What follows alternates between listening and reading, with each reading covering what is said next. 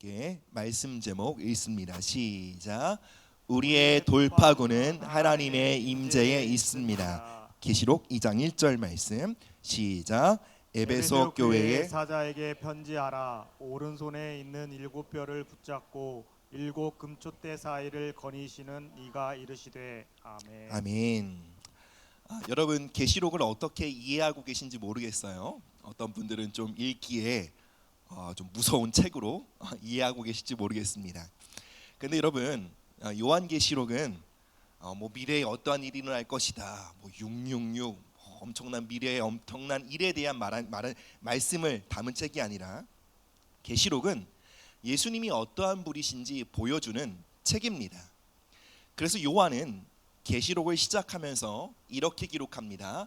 예수 그리스도의 계시라. 예수님이 주신 계시일 뿐만 아니라 예수님이 어떠한 분이신지를 나타내는 책이 바로 계시록이라는 것입니다. 계시록을 보면 예수님이 얼마나 영광스러운 분이신지, 아름다운 분이신지, 그 예수님의 예수님다움을 다채롭게 보여줍니다. 그것에 주목하고 있는 것이 계시록인 것이죠.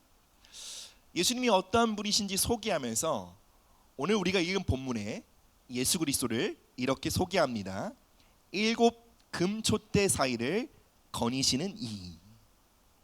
금촛대는 교회를 상징합니다. 성경에서 7은 완전수입니다. 7 교회는 단순히 7 교회, 7개의 개교회를 의미하는 것이 아니로 주님이 사랑하시고 주님이 세우신 모든 교회를 의미합니다. 주님이 7 금촛대 사이를 거니신다 라는 말씀이 무엇입니까?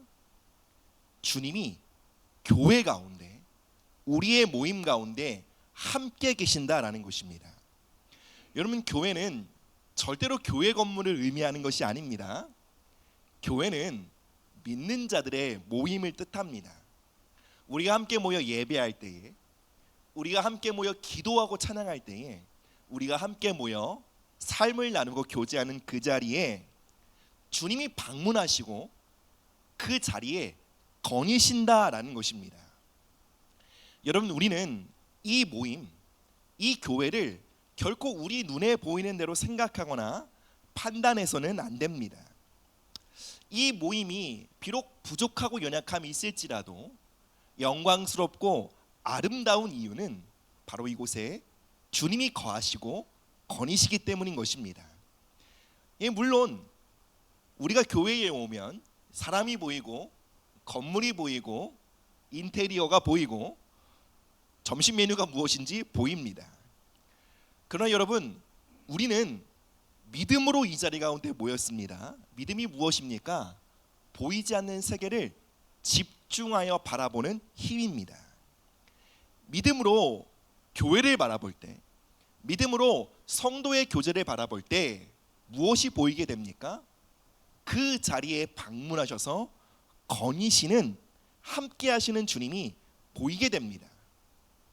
주님은 오늘도 성도의 예배 가운데, 성도의 모임 가운데 방문하십니다. 그리고 방문하시고 그 자리에 앉아 계시거나 구경하시는 것이 아니라 거니십니다. 걸어 다니십니다. 주님께서 이 모임 가운데 걸어 다니시는 이유가 무엇입니까? 누군가 주님의 발자국 소리를 듣고 주님께 눈을 돌려 주님을 집중하기를 기대하시기 때문입니다. 그리고 누군가는 걸어 다니시는 주님의 옷자락을 붙잡고 주님을 멈춰 세우기를 기대하시기 때문입니다. 그리고 우리가 주님의 발걸음을 멈춰 세우고 주님과 눈을 마주칠 때 우리에게 놀라운 은혜를 베푸시기 원하시기 때문입니다. 그래서 주님은 오늘도 이 자리에 가만히 앉아 계시지 않습니다. 여러분, 주님은 우리보다 바삐 움직이십니다. 은혜 베풀기 위해, 우리 삶을 만져주시기 위해 오늘도 이 자리를 거니시는 분이십니다. 성경은 예수님을 메시아, 기름 부음 받은 자라고 소개합니다. 예수님은 성령의 기름 부음이 충만한 분이셨습니다. 성령 하나님의 별명이 무엇인지 아십니까? 성령 하나님의 별명은 임재하시는 하나님입니다. 임재, 좀 우리 어려운 표현이죠. 방문하시는 하나님이란 뜻입니다. 우리의 삶의 현장에 방문하시는 성령님, 하나님이란 뜻입니다. 예수님은 그 하나님의 임재로 충만하신 분이셨습니다. 복음서를 보면 예수님 이 땅에 계실 때 많이 바쁘셨습니다. 이곳 저곳을 쉬지 않고 다니셨고요. 수많은 군중이 예수님을 따라다녔습니다. 예수님은 당시 요즘 말로 하면 슈퍼셀럽이었어요. 많은 군중들이 예수님을 보기 위해 쫓아다녔던 것이죠. 그런데 어느 날 예수님이 한 지역을 바삐 지나가시다가 한 여인에게 멈춰 서십니다. 바로 그 여인은 12년 동안 혈루병을 앓고 있던 여인이었습니다. 그녀는 예수님 안에 있는 신성, 즉 하나님의 임재를 보았습니다. 그리고 하나님의 임재가 예수님의 옷자락에 흐르고 있는 것을 보았습니다. 어떻게 보았을까요? 믿음으로 보았던 것이죠. 당대의 수많은 유대인들은 예수님을 탁월한 지도자, 능력 있는 하나님의 사람, 지혜로운 스승으로 바라보았습니다. 그러나 그 수많은 군중들 속에 오직 한 여인만이 예수님은 하나님의 임재, 성령의 임재를 운반하는 캐리어로 주목하여 바라보았던 것입니다. 그 여인은 예수님과 함께하는 하나님의 임재를 보자 불일 듯 갈망이 일어납니다. 그리고 이러한 소원을 갖게 됩니다. 내가 손을 뻗어 예수님의 옷자락에 흐르고 있는 하나님의 임재를 만질 수만 있다면 난 즉시 나음을 얻을 거야. 여인은 그 하나님의 임재를 향한 갈망과 믿음을 가지고 예수님께 나아갑니다. 수많은 군중에 둘러싸여 있는 그 예수님을 찾기 위해, 만나기 위해 그 군중을 헤치고 나아갑니다. 그리고 마침내 믿음으로 손을 뻗어 예수님의 옷자락을 만진 순간 하나님의 생명과 임재가 그녀의 몸에 흘러들어오게 됩니다. 성경은 이렇게 말합니다. 그녀의 병의 근원이 즉시 마르게 되었다.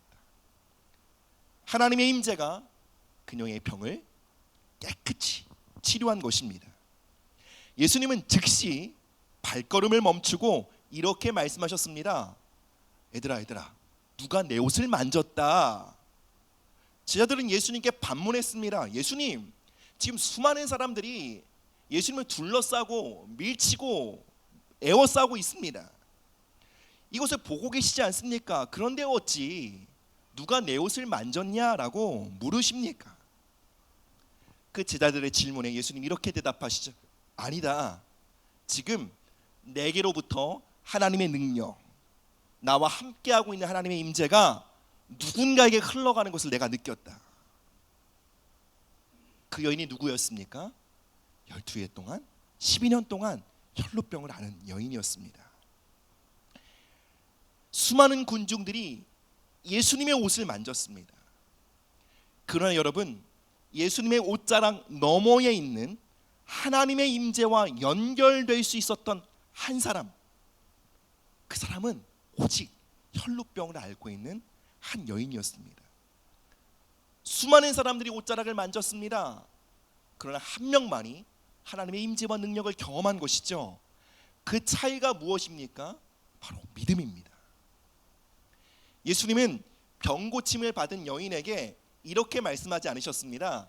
내가 나의 능력으로 너를 고쳤다 라고 말씀하시지 않으셨습니다. 예수님이 자주 하시는 말씀 있죠. 딸아, 내 믿음이 너를 구원하였다. 그녀의 믿음이 무엇입니까? 사람의 모습으로 이 땅 가운데 오신 예수님에게 하나님의 임재가 머물러 있음을 바라보고 주목하는 믿음이었습니다. 그 믿음이 그녀를 고쳤다 라고 예수님 말씀하시며 칭찬하신 것입니다. 사랑하는 여러분, 2000년 전 갈릴리를 거니셨던 그 주님의 임재는요, 동일한 능력과 영광을 가지고 이 자리에 방문해 계십니다. 문제는 이것입니다. 누가 그분의 옷자락을 붙잡을 수 있는 믿음을 소유했느냐. 이 자리에 함께 예배하고 있으나 우리 안에 그 하나님의 임재와 연결될 수 있는 그 임재를 우리의 삶에 끌어올 수 있는 믿음이 있느냐. 그것이 중요한 것입니다. 역사적으로 교회사 가운데 주님의 임재는 특정 교회 또는 특정 사람에게 증가되기도 하고 감소되기도 했습니다. 주님의 임재가 증가될 때 그 교회는 세상을 변혁시키는 구원의 방주가 되었습니다. 주님의 임재가 감소할 때 교회는 종교기관으로 전락하고 마치 예수님 표현처럼 맛을 잃은 소금처럼 버려지고 짓밟히게 되었던 것입니다. 여러분, 우리가 어떻게 생각하든 교회의 핵심 역량은 주님의 임재입니다. 성도의 핵심 자원은 주님의 임재입니다. 교회의 핵심 역량은 교회의 사이즈나 규모가 아닙니다. 성도 수가 아닙니다. 재정의 규모가 아닙니다. 프로그램이 아닙니다. 교회의 핵심 역량은 주님의 임재입니다. 주님의 임재의 농도, 깊이인 것입니다. 초대교회는 역사적으로 수많은 핍박과 박해를 받았습니다. 그곳에서 주님의 임재와 동행했던 교회는 그 모든 핍박과 박해를 이기고 그 땅을 변혁시키는 생명의 빛이 되었습니다.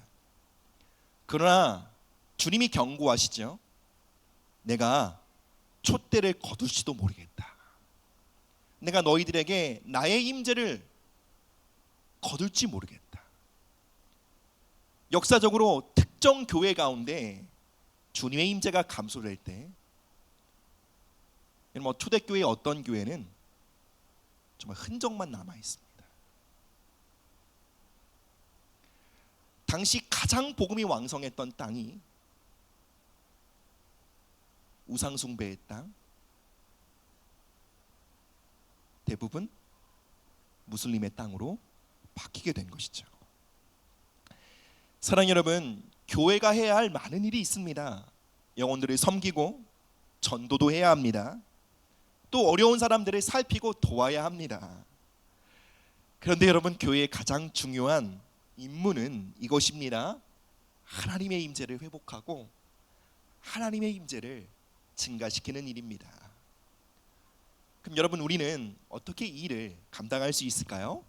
우리 함께 첫 번째 대지 읽어보겠습니다. 시작. 하나님의 임재를 소중히 여기십시오. 시편 83편 1절에서 2절입니다. 만군의 여호와여, 주의 장막이 어찌 그리 사랑스러운지요. 내 영혼이 여호와의 공정을 사모하여 쇠약함이요, 내 마음과 육체가 살아계시는 하나님께 부르짖나이다. 아멘.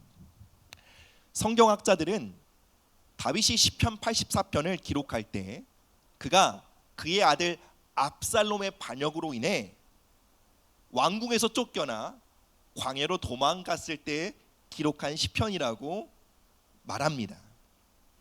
다윗은 왕이었습니다. 그런데 하루아침에 도망자 신세가 되었습니다. 그는 어제까지 궁궐에서 지내는 왕이었습니다. 그러나 오늘 이 아침 갑자기 거칠은 광야에서, 황량한 광야에서 생활하는 노숙자 신세가 된 것입니다. 그가 광야로 내어 쫓겼을 때 그가 그토록 사모하고 원했던 소원은 그의 왕권이 회복되는 것이 아니었습니다. 다시 평안한 궁궐로 돌아가 안락한 생활을 하게 되는 것이 그의 꿈과 소원이 아니었습니다. 그의 소원이 무엇이었죠? 주님, 제가 주의 장막, 주님을 예배하는 처소, 주님의 임재가 머무는 그곳을 제가 사모합니다. 제가 다시 그곳으로 나아갈 수 있도록 저의 삶에 은혜를 베풀어 주십시오 라고 기도했던 것입니다. 다윗은 참으로 하나님의 임재를 소중히 여길 줄 아는 사람이었습니다. 다윗은 하나님의 임재를 그의 인생의 그 어떤 것보다 소중한 보물로 여겼던 것입니다. 어느 정도로요? 다윗은 왕권을 잃는 것보다 하나님의 임재를 잃어버리는 것이 더 두려웠습니다. 여러분, 이 마음이 이해가 되십니까? 여러분, 우리 인생을 위협하는 많은 두려움이 있죠. 재정을 잃을까? 자녀들의 삶에 문제가 생길까? 직장 생활에 어려움이 있을까? 근데 다윗은 내 삶에 하나님의 임재가 멀어지면 어떡하지? 내가 하나님께 예배하는 길이 막히면 어떡하지? 그것을 가장 두려워했던 것입니다. 여러분, 우리가 무엇을 두려워하는지는 우리가 우리의 마음으로부터 무엇을 소중하게 여기는지를 보여주는 척도입니다. 왜 자녀의 문제로 염려하고 두려워하십니까? 자녀가 소중하잖아요. 자녀가 보물이잖아요. 근데 여러분, 우리가 언제 하나님의 임재로 인해 두려운 마음을 가져보셨습니까?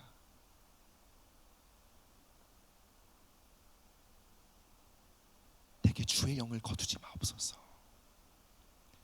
그것을 두려워하며 기도했던 적이 여러분의 삶에 있으십니까? 그는 왕이 되기 이전에는 목자였습니다. 그리고 이후에는 군인이 되었습니다. 그리고 승진해서 군대 장관이 되었고, 또 억울하게 도망자의 삶을 살아갈 때도 있었습니다. 그리고 하나님의 은혜와 기적으로 왕이 되었습니다. 다윗은 목자일 때나 군대 장관일 때나 도망자의 신세일 때나 왕이었을 때나 그의 삶에 가장 소중하게 여긴 보물은 이것 하나였습니다. 나와 함께 하시는 하나님의 임재였습니다. 그래서 다윗은 하나님의 임재를 만나는 시간과 장소를 특별하게 여겼던 것입니다. 여러분, 주님의 임재를 소중하게 여긴다라는 것은 구체적으로 무엇을 의미합니까? 주님의 임재를 위한 나의 삶의 특별한 시간과 장소를 구별하는 것을 뜻합니다. 여러분, 우리는 시간과 장소를 구별해야 합니다. 그렇지 않으면 우리 안에 주님의 임재를 향한 사랑이 아닌 세상 사랑이 자라나게 되어 있습니다. 여러분, 이것은 막을 길이 없습니다.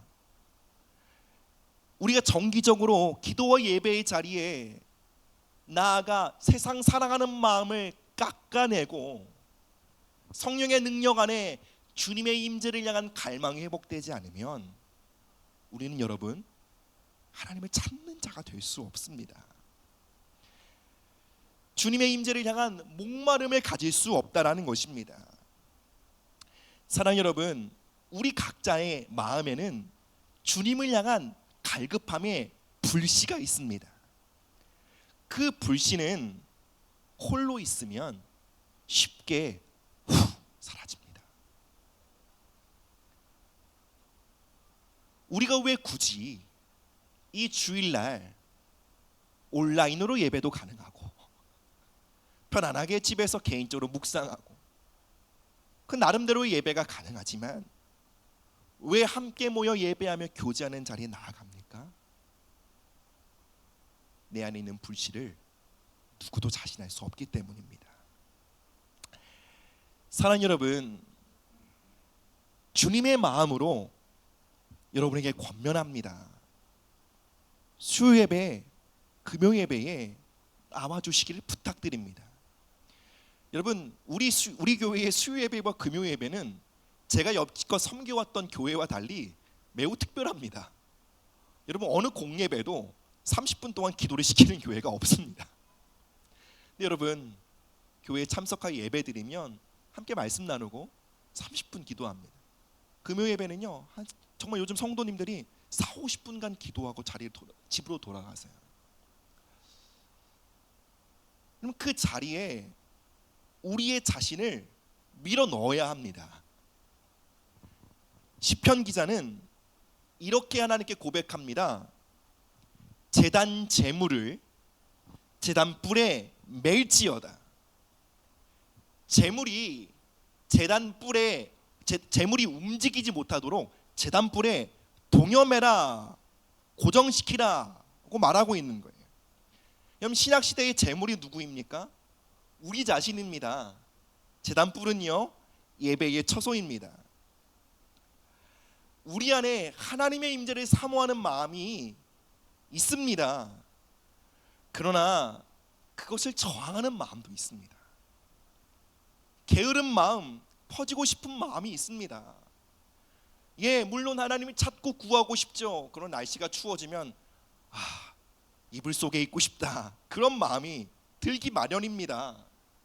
은혜의 자리에 나아가려는 마음과 동시에 은혜의 자리에 미끄러지려는 마음이 우리 안에 함께 있습니다. 그래서 시편 기자는 이렇게 고백하는 것입니다. 하나님, 예배의 자리에 저를 묶어주세요. 여러분, 이것은 겸손히 정직하게 자신의 영혼의 상태를 잘 아는 자의 고백일 수밖에 없습니다. 여러분, 우리의 의지와 우리의 결단으로 우린 예배의 자리에 신실할 수 없습니다. 그리고 예배의 자리에 물러서면 자연스럽게 우리 안에 세상 사랑이 자라나고 하나님의 임재를 향한 갈망이 줄어들 수밖에 없는 것입니다. 그래서 우리는 이렇게 기도해야 합니다. 하나님, 제가 예배의 자리에 나아갈 수 있도록 은혜의 끈으로 저를 구속하여 주세요. 불은 불을 만나야 타오릅니다. 우리 한 개인이 가진 열망과 사모함의 불은 작을 수 있습니다. 그러나 그 불이 모일 때 열망이, 그 주님의 임재를 귀히 여기는 사모함이 더욱더 타오르게 되는 것입니다. 사랑하는 여러분, 저도요, 예배의 자리에 나아가기가 싫을 때가 있습니다. 삶이 치열하고 바쁘면 한 번만 쉬우면 좋을 텐데 라는 마음이 있습니다. 목사라고 언제나 갈급하고 충만한 것이 아닙니다. 어느 때는 이 예배의 자리에 나올 때 정말 냉랭해진 제 마음이 너무나 괴로운 채로 설 때가 있습니다. 그러나 신기하게도요, 어김없이요, 이 자리에서 함께 예배하기 시작할 때 저는 그것을 느낍니다. 누군가의 불이 제 안에 옮겨 붙는 것을 느낍니다. 그 불씨가 제 안에 꺼져가는 그 불씨를 회복시키는 것을 경험합니다. 때로는 저의 믿음이 꺼지고 영적으로 고갈되어 있을 때 저는 불이 붙어 있는 사람을 찾아갑니다.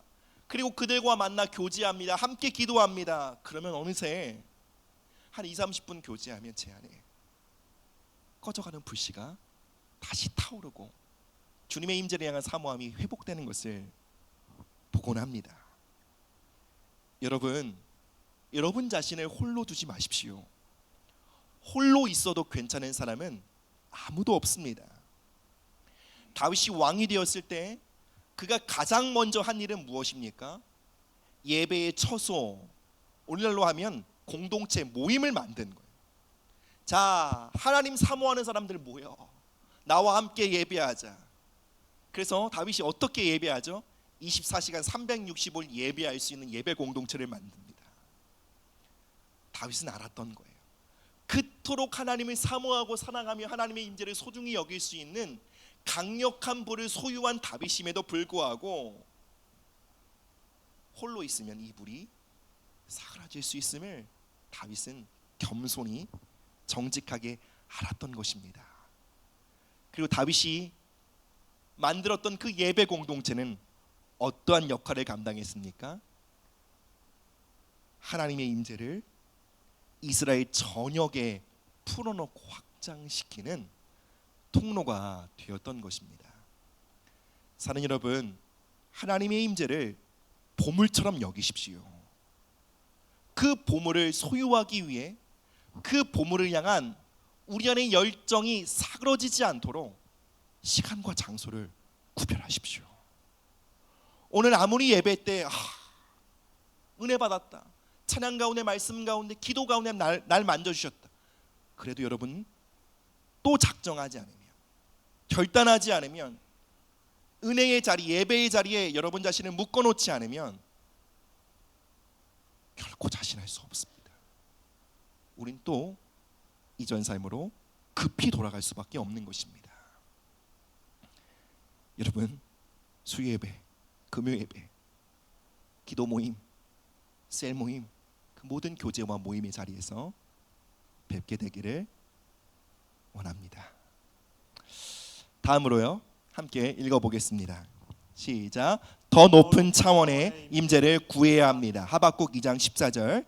이는 물이 바다를 덮음같이 영광을 인정하는 것이 세상에 가득함이니라. 여러분, 출애굽기를 보셨죠? 출애굽기를 보면 하나님의 임재가 구름처럼 임합니다. 그 구름처럼 나타난 하나님의 임재는 이스라엘 백성들을 인도했고요, 그 하나님의 임재는 전쟁에서 승리하게 했고요, 그들의 삶을 적군으로부터 보호했고요, 그 하나님의 임재는 그들의 삶에 쓸 것과 먹을 것을 공급했습니다. 놀랍지 않습니까? 구름과도 같은 차원의 하나님의 임재가 있다는 것입니다.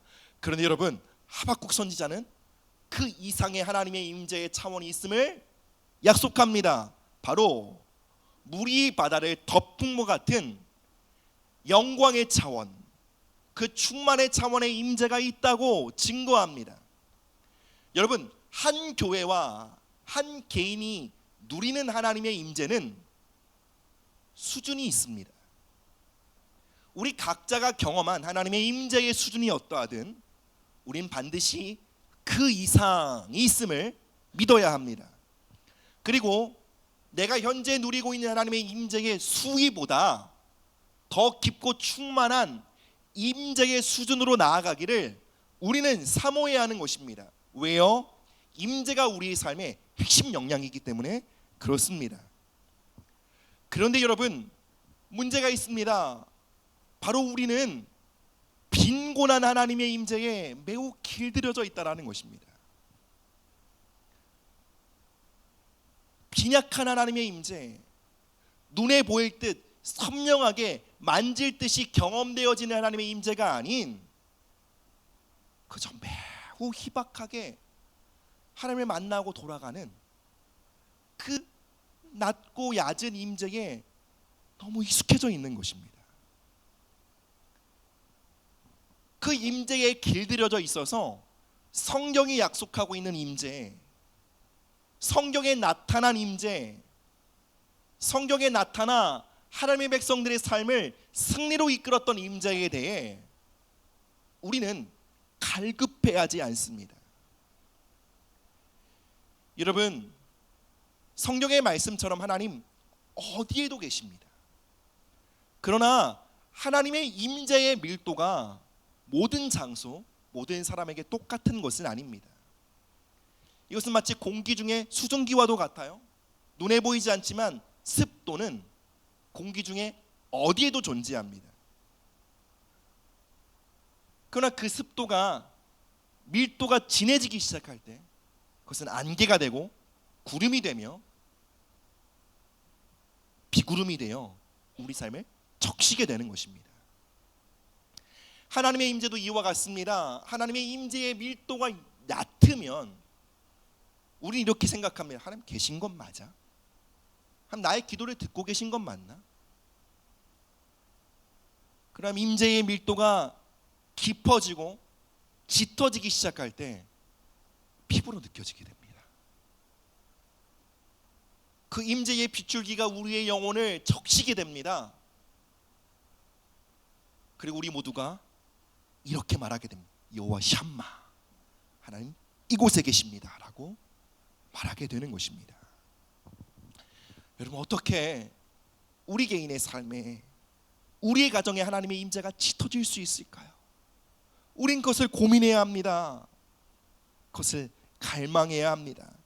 하나님, 나의 삶에, 이 교회 공동체에 하나님의 임재가 한두 방울의 수준이 아니라 폭포수처럼 부어지는 임재의 차원으로 그저 나의 신앙생활과 나의 도덕적인 삶을 현상 유지하게 만드는 하나님의 임재가 아니라 거룩한 삶을 향해 다름박질하게 하는 임재, 오랫동안 나의 삶을 사로잡고 있던 그 중복의 결박을 끊어버릴 수 있는 하나님의 임재, 나의 삶에 하나님 부르심과 목적을 발견하고 이전에 사랑할 수 없는 사람들을 끌어안고 사랑하며 용서할 수 있게 만드는 폭포수와 같은 임재를 우리는 사모해야 합니다. 그 임재 없이 우리는 우리 삶에 마주한 도전들을 이겨나갈 수 없는 것입니다. 사랑하는 여러분, 우리가 이 예배의 자리에서 하나님은 이 마음을 기뻐하십니다. 하나님 더요, 하나님 더요, 하나님 더요, 더 원합니다, 더 원합니다. 주님 더 만나주세요, 더 기름 부어주세요, 더 주님을 알기 원합니다. 이전에 알고 경험했던 수준이 아니라 주님 만질 듯이 거부할 수 없는 성령의 임재로 오늘 우리 삶에 임하시옵소서. 사랑하는 여러분, 이제 한 해를 마무리하고 있습니다. 2025년도 우리 교회 공동체 예배와 셀 모임과 우리 각자의 기도 생활과 가정 생활 안에 더 높은 차원의 주님의 임재가 열리게 되시기를 예수님의 이름으로 축복합니다. 마지막입니다. 함께 있습니다. 시작. 하나님의 임재와 함께 삶의 자리로 나아가십시오. 시편 18편 29절 시작. 내가 주를 의지하고 적군을 향해 달리며 내 하나님을 의지하고 밤을 뛰어넘나이다. 여러분, 이 마지막 부분은 우리의 삶에 하나님의 임재를 확대시킬 뿐만 아니라 지키는 일에 있어서 매우 중요한 일입니다. 여러분, 하나님의 임재와 동행하는 삶은 잘 기억하세요. 무사 안일의 삶이 아니에요. 여러분, 하나님의 임재와 동행하는 삶은 예배와 기도만 하는 삶이 아니에요. 하나님의 임재와 동행하는 삶은 현실에 충실한 삶이에요. 하나님의 임재는 우리가 삶의 문제로부터 도망치거나 회피하게 만들지 않습니다. 우리의 삶에 하나님의 임재가 임하잖아요. 그럼 그 임재는 우리 삶의 과업들을 향해 마주하고 용기 있게 직면할 뿐만 아니라 최선을 다하도록 힘과 능력을 공급합니다. 다윗은 시편에서 이렇게 고백하죠. 나와 함께 하시는 하나님의 임재와 함께 적군을 향해 돌진합니다. 담을 뛰어넘겠습니다. 다윗은 인생의 황금기를 군인으로 보냈습니다. 그의 인생의 수많은 시간을 전쟁터에서 보냈습니다. 그의 삶의 현장은 적군과 마주하는 전쟁터였습니다. 그는 하나님의 임재 앞에 이렇게 기도하지 않았습니다. 하나님, 저 싸우기 싫어요. 저 언젠까지 이곳에서 뒹굴어야 합니까? 라고 기도하지 않았습니다.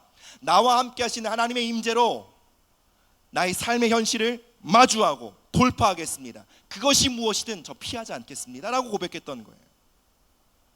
다윗과 함께 했던 하나님의 임재는 그가 목동이었을 때도 그의 목동일에 충실하도록 다윗을 가르쳐 갔습니다. 여러분, 그가 얼마나 그 목동일에 신실했나요? 그는 소년의 나이였음에도 불구하고 사자와 곰이 양을 물려고 하면 끝까지 추격하여 죽이고 그 양을 건져냈습니다. 삶의 과업들을 성실하게 했습니다. 그 비결이 무엇이죠? 그와 함께한 하나님의 임재였습니다. 우리가 잘 아는 빌립보서 4장 13절에서 바울은 이렇게 말합니다. 내게 능력 주시는 자 안에서 내가 모든 것을 할 수 있느니라. 내 곁에 계셔 나에게 힘과 능력을 공급하시는 그 주님으로 인해 내가 모든 것을 할 수 있다라는 믿음의 고백입니다. 삶의 수많은 역경을 뛰어넘은 이 위대한 사도의 고백을 들을 때 여러분 어떤 걸 느끼십니까? 위축감을 느끼지 않습니까? 나는 언제 이런 승리의 고백을 하게 되나? 근데 여러분, 이 바울의 고백은 우리가 생각하는 것처럼 슈퍼 히어로 승리자의 고백이 아닙니다. 사실 바울이 빌립보서를 쓸 때 그의 처지가 어떠했습니까? 그는 로마의 감옥에 구금되어 있었습니다. 그 감옥에서 이렇게 고백한 것입니다. 나와 함께 하시는 하나님으로 인해 내가 모든 것을 감당할 수 있다. 바울은 이렇게 기록하지 않았습니다. 나와 함께 하시는 하나님의 능력으로 인해 내가 감옥문을 부수고 나갈 것이다. 이렇게 기록하지 않았습니다. 나와 함께 하시는 하나님의 임재로 인해 나는 나의 옥중 생활을 받아들일 거야.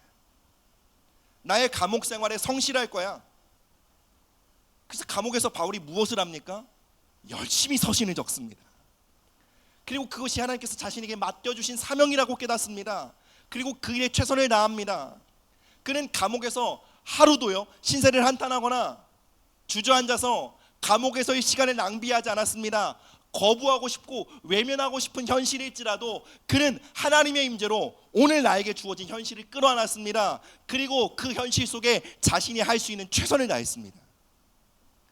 그는 자신의 하루를 아끼었습니다. 함께 하시는 하나님의 임재로 말미암아서요.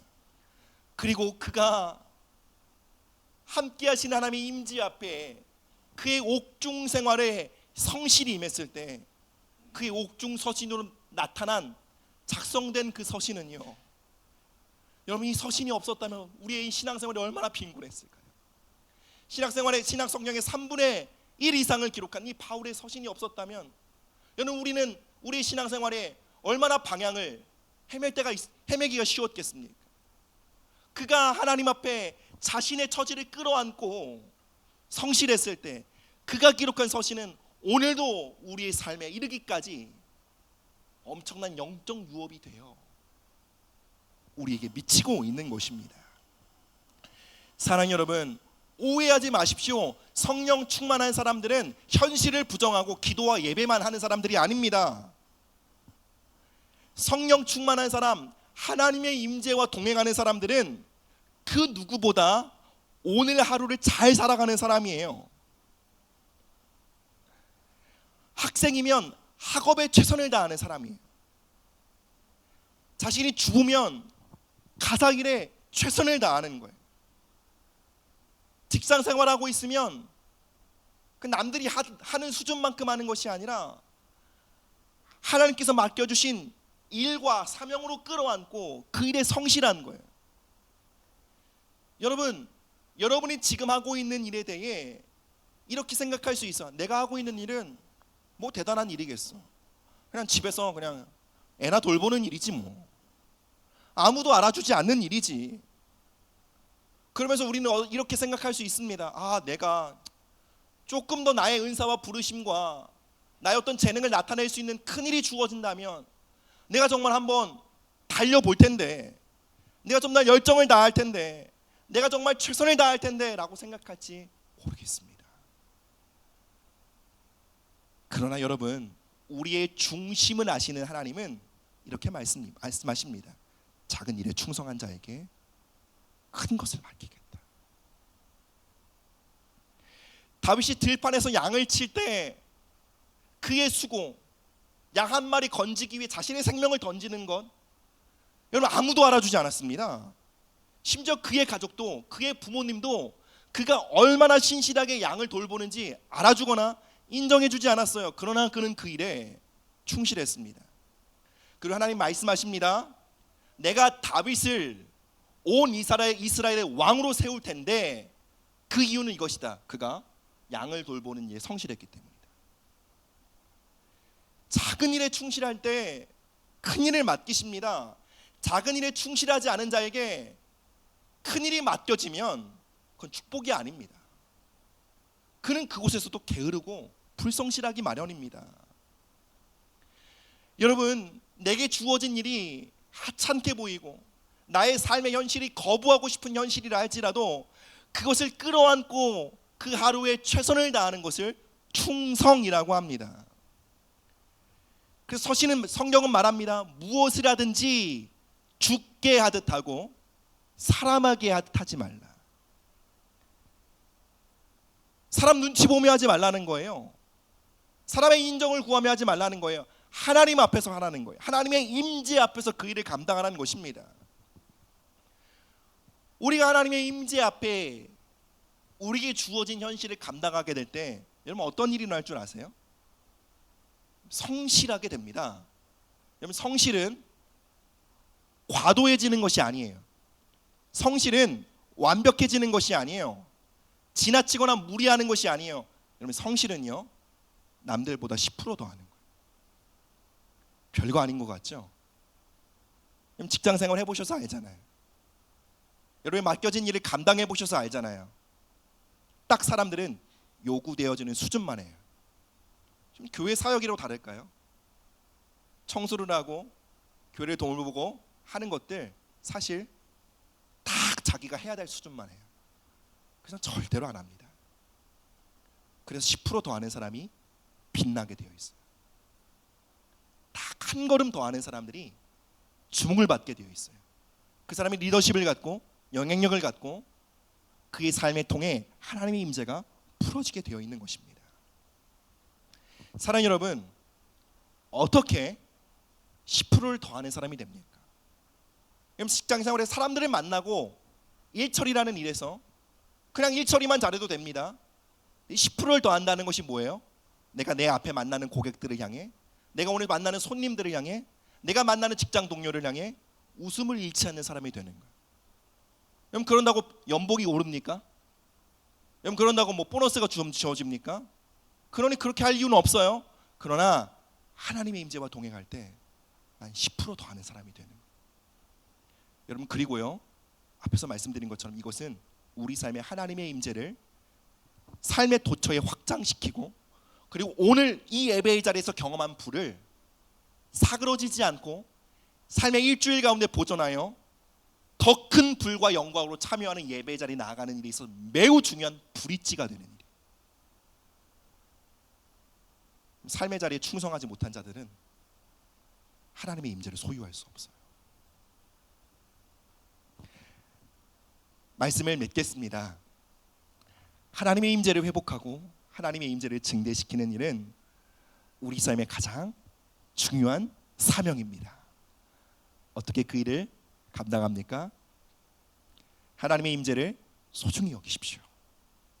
정기적인 기도와 예배와 모임에 여러분 자신을 묶어 놓으십시오. 더 높은 차원의 임재를 갈망하십시오. 하나님의 임재와 함께 학생들, 여러분 과목을 끌어안으세요. 여러분의 주어진 학업을 끌어안으세요. 부모님이 시키는 심부름 끌어안으세요. 딱 시키는 정도만 하지 말고 10% 더 하세요. 남편과 아내에게 해야 될 의무로서 하는 것이 아니라 10% 더 하십시오. 그것을 통해 하나님의 임재가 여러분의 삶에 놀랍게 풀어질 것을 믿습니다. 우리 함께 기도하며 찬양하는 자리에 서겠습니다.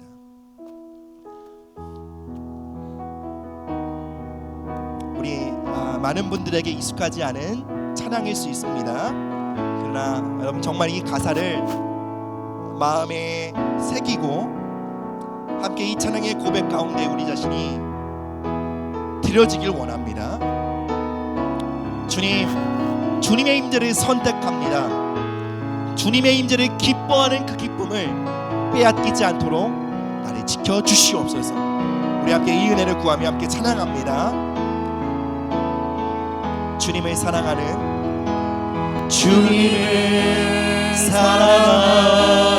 기쁨을, 그 즐거움을 빼앗기지 않게 하소서. 주님을 사랑하는 기쁨을, 그 즐거움을 빼앗기지 않게 하소서. 예수 예수 예수 예수 주님을 사랑합니다. 예수 예수 예수 예수 주님을 사랑합니다. 주님을 사랑하는 주님을 사랑 살아간 기쁨을 그 즐거움을 빼앗기지 않게 하소서. 주님을 살아간 기쁨을 그 즐거움을 빼앗기지 않게 하소서. 예수님, 예수, 예수, 예수, 예수, 주님을 사랑합니다. 예수님, 예수, 예수, 예수, 예수, 주님을 사랑합니다. 주님의 임재를 환영합시다. 호산나, 호산나, 호산나, 어서 오소서. 우리 왕 호산나, 호산나, 어서 오소서. 한 번 더 간구합시다. 호산나, 호산나, 호산나, 어서 오소서. 간구합니다. 호산나, 호산나, 호산나, 어서 오소서. 이 시간 여러분 함께 기도하시겠습니다. 예수님 이곳에 방문하셔서 이곳을 거닐고 계십니다. 여러분 안에 그 임재와 연결될 수 있는 믿음이 있으십니까? 예수님 말씀하십니다. 내 믿음이 너를 구원하였다. 이 자리에 계신 하나님의 임재를 주목하여 보고 그 임재와 연결될 수 있는 믿음이 여러분 안에 있다면 여러분 그 믿음은 여러분의 새로운 한 주를 구원할 것입니다. 여러분의 삶의 여러 가지 문제들을 역전시킬 것입니다. 하나님, 우리의 삶에 하나님의 임재와 연결될 수 있는 갈망과 목마름과 믿음을 부어 주시옵소서. 우리 삶에 하나님의 임재를 증대시켜 주시옵소서. 우리 함께 주님의 이름 부르짖고 기도하며 나가십시다. 예수여, 주님, 참으로 우리 안에 예수님의 임재를 주목하여 바라볼 수 있는 믿음이 있기를 원합니다. 주님, 그 임재와 연결될 수 있는 믿음이, 그 갈망과 목마름이 우리 안에 있기를 원합니다. 내 믿음이 너를 구원하였도다. 나라 평안히 갈지어다. 내 믿음이 너를 구원하였노라. 아들아 평안히 갈지어다. 주님, 하나님의 임재와 연결될 수 있는 믿음으로 하나님이 원한 주를 살아가기 원합니다. 우리 삶의 연주를 끌어안기 원합니다. 주님의 임재와 동역하며 주님의 임재를 귀히 여기며 그 임재와 함께 건넨 새로운 한 주를 축복합니다. 예, 주님 감사합니다. 주님, 우리 예배에 더 임재하여 주시옵소서. 주님, 더 원합니다. 더 원합니다. 더 원합니다. more, 더 원합니다. 더 원합니다. 주님, 이것으로 충분치 않습니다. 우리 삶에 주님의 임재가 더 필요합니다. 주님, 그 임재의 농도가 우리 삶에, 우리 가정에 깊어지며 짙어지길 사모합니다. 예, 주님, 오 주님, 사랑합니다. 사모합니다. 오 주님, 예수님,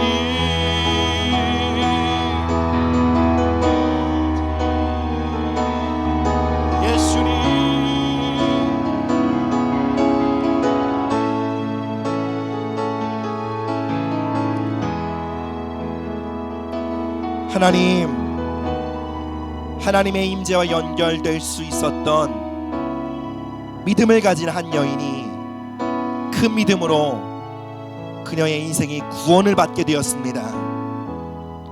하나님, 오늘 이 예배의 자리에 하나님의 임재와 연결될 수 있는 믿음이 우리 안에 있게 하시고 그 믿음으로 새로운 한 주를 살아가게 하심으로 우리 삶의 수많은 문제로부터 구원을 경험하는 복된 한 주가 되게 하여 주시옵소서. 하나님의 임재를 보물처럼 여기는 마음을 회복시켜 주시옵소서. 하나님, 정기적인 기도와 예배의 자리에 설 수 있는 믿음을, 갈망을 부어 주시옵소서.